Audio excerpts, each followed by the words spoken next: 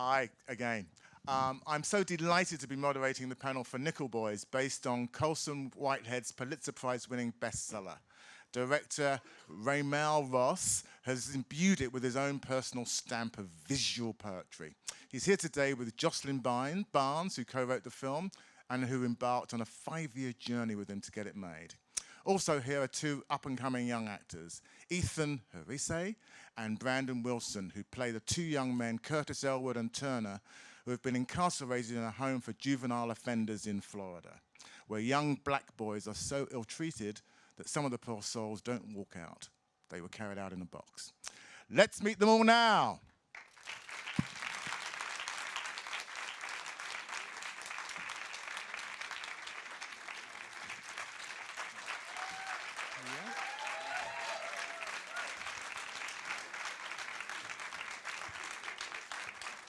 Yep.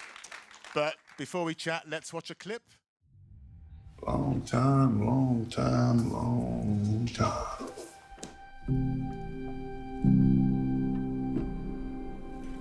Woo! That's it, Al. You're doing great.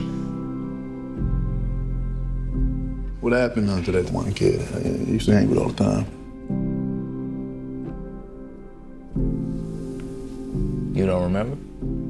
Remember what? You really don't remember. I don't know what more you want me to remember.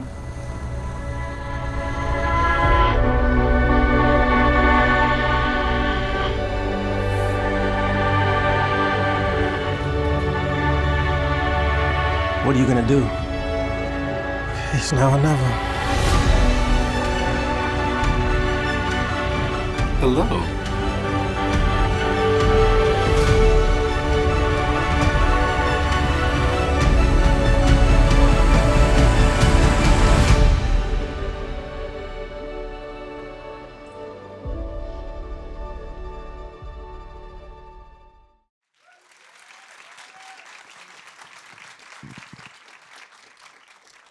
So RaMell, you and Joslyn got into this film pretty early on, before Colson Whitehead's novel was published even. How come? We were asked to take a look at the script. I think they, Plan B, Jeremy and Dee Gardner and Jeremy Kleiner saw Hill County this evening, a film I previously made, and were interested in maybe an alternative adaptation.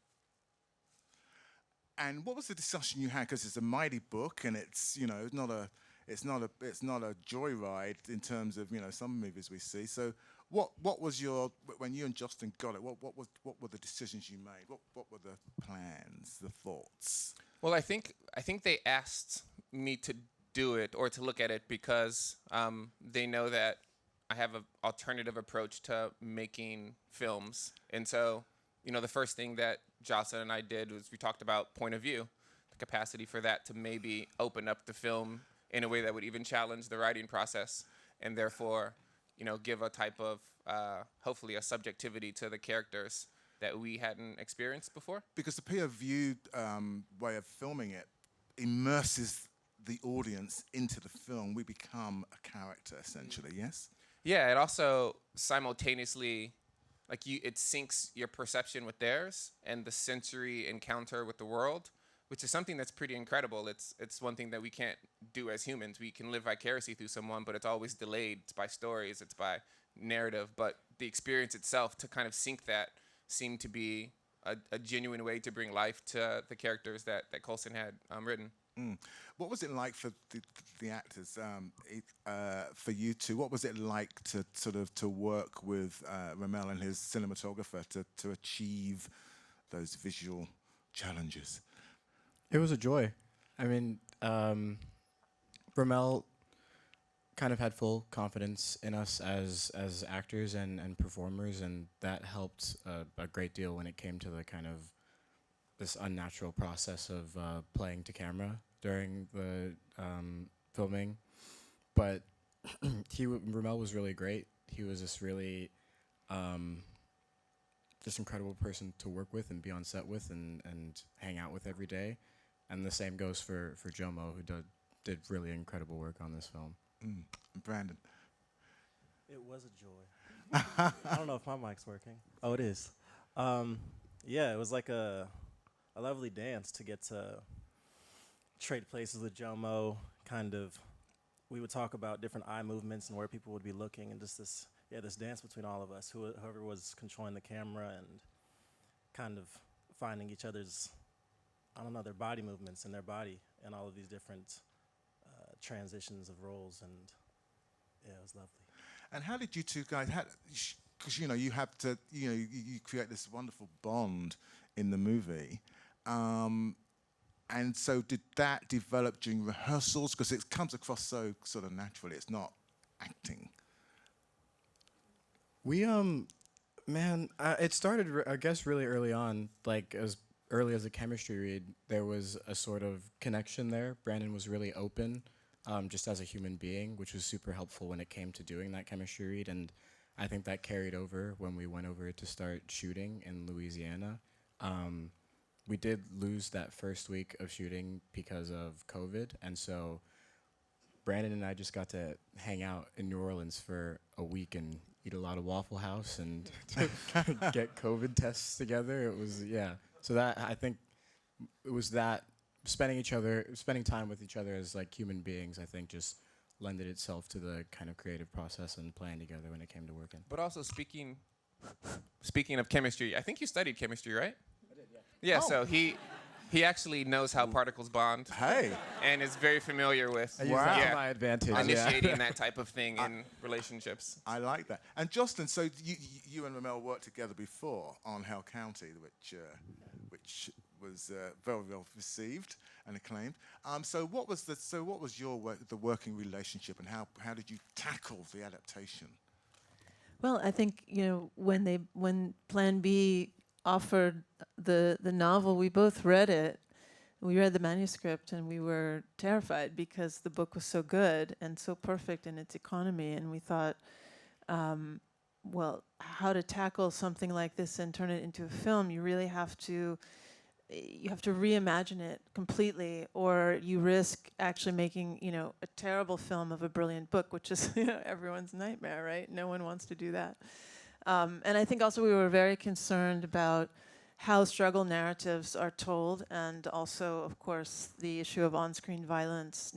Neither of us ever want to see this kind of, trauma porn, as they say.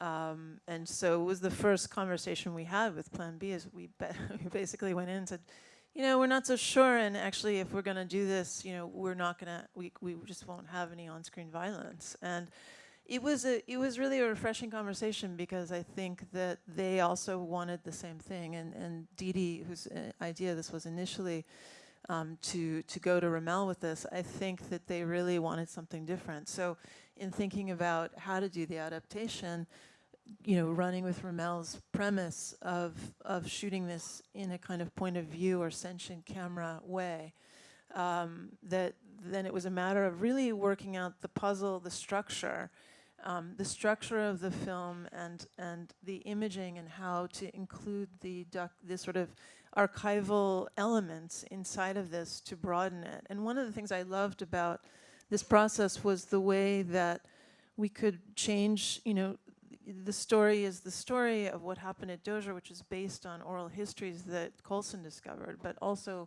how to actually change how you see and how you look. And so you are invited into literally the skin of someone else, and letting your own defenses go to allow yourself to be invited into that experience. But also, it changes the way someone's looking back at you also, which is unusual. I mean, when I think about, we talked about Ozu a little bit, and how the camera is often on the person who's listening rather than the person who's speaking. But the experience of actually being invited to point of view through the entire film, I think then the challenge of writing that story is, how do you ensure that the sort of traditional emotional reactions you expect to see on the face of the person speaking, because you are usually the listener. And so in this case, you're invited into an experience of how someone's looking at you also, and so then you're also implicated in that in a different way. And I think it transforms you as a person, ideally, as you come into that. That how to build the emotional coherence with that element missing was a real challenge, and that was a structural challenge and also an imaging challenge, and yeah. And you know, the imaging challenge of the film is, I mean, I'm struck by the fact that you got it through the studio system for a start, because you know. Me too. I mean, everyone too. So why were you so surprised? Well, I was surprised because of what I've been told, not necessarily who we were working with. I think the team with Orion, Plan B, Louverture, and Anonymous, I think was maybe the only group of people who could make this happen. But coming from a sort of art background, coming from the documentary world, wherever a person would like to put me before this world, you know, you hear that the studio process is not inviting to the type of imagination that challenges audiences at fundamental levels. And so why work there then? Yeah, but it's a great credit to them that they allowed you to make the film that you wanted to make. No, it's the biggest credit to them, and it was surprising the entire way. You know, Joss and I, we write the script, and we're like, whew, we wrote the script, we love it. Let's get back to the art, you know? And then we get the call, and it's like, sure, let's talk about how we would do this. And we're like, wait, you mean that we actually might do this? And then we go back to the script, and we're like, so how would we actually do this? You know? Yeah, it was a joy. It was a true joy. Yeah, let's just you know, there's one actor who in my view is the glue, and that's Anjanine Ellis Taylor, and she's not here. But you know, talk to me about working with her, because I mean, she does tremendous work. Yeah, it's just intimidating, you know. I don't feel like I gave her direction. Explain what she plays. You know, she has the sort of, just in general, a life force that I think people respond to in person. I think as an actor, has a mastery of herself as a person, and then the character that she's portraying or she's expressing, which just puts, I think, everyone in a position to like be better, you know? I didn't imagine working, I think, with someone who was so talented immediately, and I was immediately challenged to figure out ways to, not even guide Ingenue, but like help Ingenue be the character that, you know, all of us needed on set. And so just a challenge, but also a joy. Yeah, well, she said that she loves doing dope shit. Yeah. So Herisse and Brandon, what was it like working with her? Because I mean, I think she said that you know, she was so into the character playing the grandmother Hattie that she didn't really introduce herself to you all till after the film. So tell me about what it was like. I didn't working meet with Hattie her. until 2 years after we made the movie. Oh wait, I said Hattie. Yeah, Ingenue. Crazy. I didn't meet Ingenue until 2 years after we made the movie, because she was very much in her zone during the film, but such a presence and so powerful. I mean, a lot of the time we're not sharing the screen together, it's through one of our perspectives, but she still has such an ability and presence that just pulls you in. I'm off camera and she's having me, I'm like bawling just because of her. She opens the door and just like a power just hits you. And yeah, so it's beautiful and very, blessed. What was your experience? Because I mean, you both have heartbreaking scenes with her. Yeah, I actually had the pleasure of working with Ingenue back in 2018 when she played my mother in When They See Us. So Oh, forgive me, I didn't know that. Oh no, that's absolutely okay. There you go. But so I was familiar with Ingenue and like working with her and everything. I didn't really get to speak to her until after she was done shooting, because, like Brandon said, she was very, very kind of locked in. But yeah, she is phenomenal, and I think what I understood, well, this time around that I guess I didn't when I was younger, is that like as an actor, it is really a dream come true to work with someone like Ingenue for similar reasons to what Brandon said. Her presence and her power, if you are, there's no way that you can be in a scene with Ingenue and not be connected and not be fully present and fully drawn into it. She is so, I think, giving in that way, and so it was something that I think I experienced when I was younger and didn't know how to discuss, but something that this time around I could definitely feel it, and I understood what that feeling was, and I was like, oh, this is a master like at work. So yeah, just we've been saying it's a joy a lot, but like it was, I think for this one, like it's an honor to to say that I've worked with her twice now, and that she played my grandmother in this. I mean, this is what isn't fully realised. Sure, Colson Whitehead's book is fiction, but it's based on a real story of a home for juvenile boys in Tallahassee, where they were treated so badly, and years later, the skeletons of black boys were found in the grounds of the school. Did any of you sort of, do research or visit sort of that area at all, or? We did a fair amount of research, and we also spoke with the people that had actually exhumed the graves.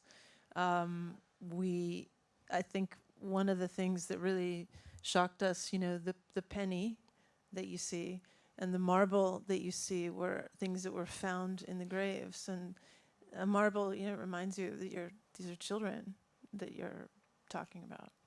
So we did a fair amount of research, of course, and as did all of the people who worked on the film, the production designer Nora. All of us really looked into what did this place actually look like, what did it, how it might have felt to have been there, what were the escape routes that would be possible, what kind of landscape was this in. We're all standing on the shoulders of all of the men who have come forward, who lived through this hell, as well as all of the people that went through the research and trouble to find these bodies, and they're still finding bodies. Yeah, and just to add to that quickly, there's it's called the Dozier School for Boys. It closed in 2011, and 2013 is when they started to exhume the graves. And there is something called the Dozier Report. I think it's by the University of Florida, and it's like a 60-page document of really intensive archaeological research. And so if you're interested in the actual facts behind, Colson's narrative, check out the Dozier Report.